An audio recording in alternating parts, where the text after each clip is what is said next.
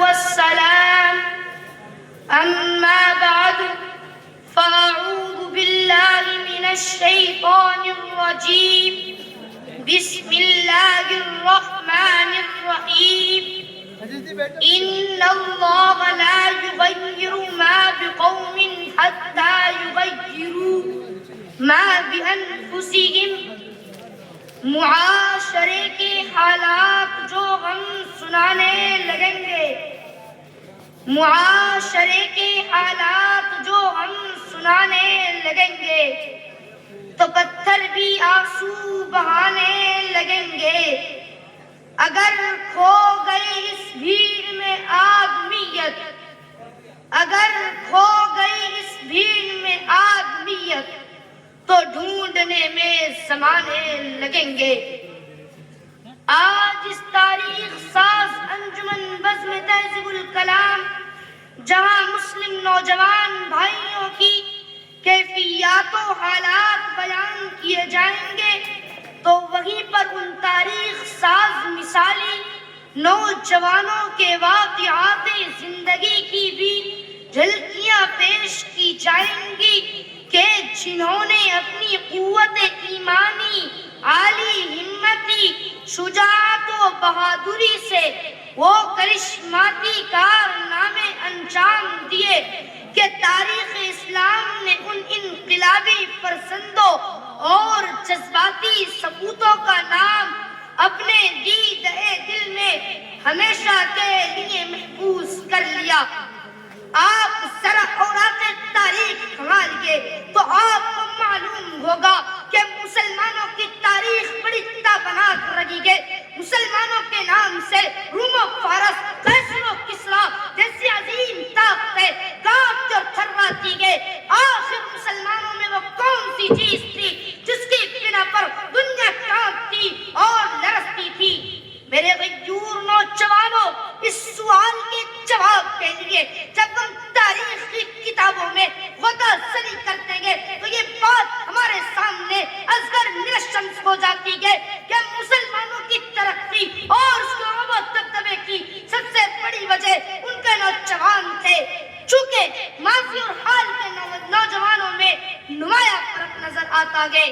سنیے اور دل کی گہرائی سے سنیے، ماضی کے نوجوانوں کا دل خوف خدا، انابت اللہ اور جذبہ حریت سے لبریز تھا۔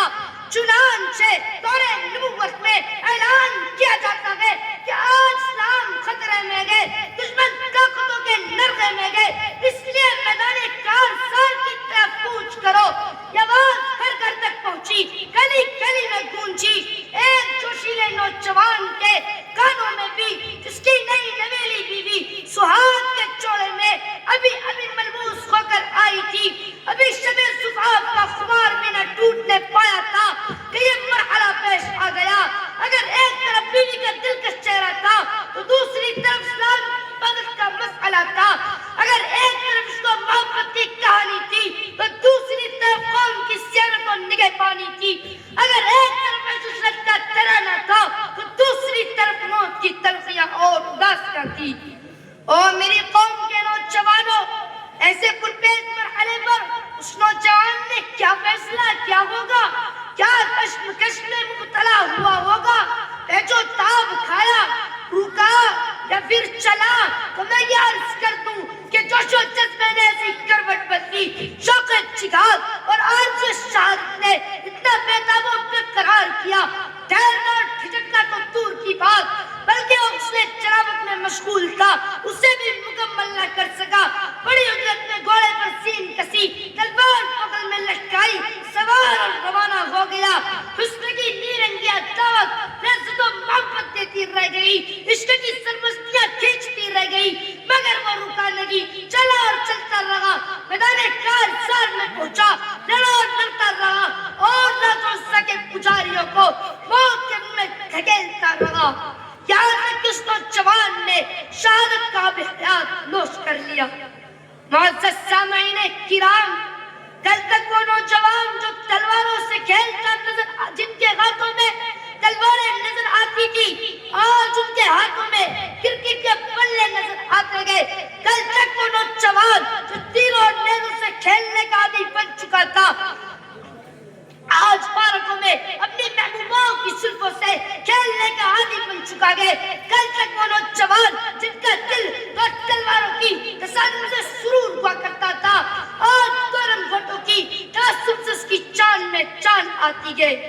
او میری قوم کے نوجوانوں، یاد رکھے جب کسی قوم کا نوجوان نائل بزدل ذہنی طور پر اباغج ہو جایا کرتا ہے تو اس قوم کی شان و شوکت اور رب و دبدبہ ختم ہو جایا کرتا ہے۔ یاد رکھے اگر ہمارا یہی حال رہا تو کس طرح ہم دشمنان اسلام کو منہ توڑ جواب دے سکیں گے۔ ملک فلسطین کے معصوم بچے اور وہاں کی مستورات سے تم نے سبق نہیں سیکھا کہ وہ معصوم بچے تمہاری غرب کو جھنجھوڑ رہی ہے۔ اے نوجوانوں، کب تک ذلت و پستی کی کھائی میں پڑے رہو گے؟ امت کا بہتا ہوا خون تمہیں پکار رہا ہے کہ اٹھو اور زمانے کو اپنا جوہر دکھاؤ۔ مٹا سکے زمانہ یہ زمانے میں دم نگی، مٹا سکے زمانہ یہ زمانے میں دم نگی، زمانہ غم سے گئے زمانے سے غم نگی، وما علینا الا البلاغ۔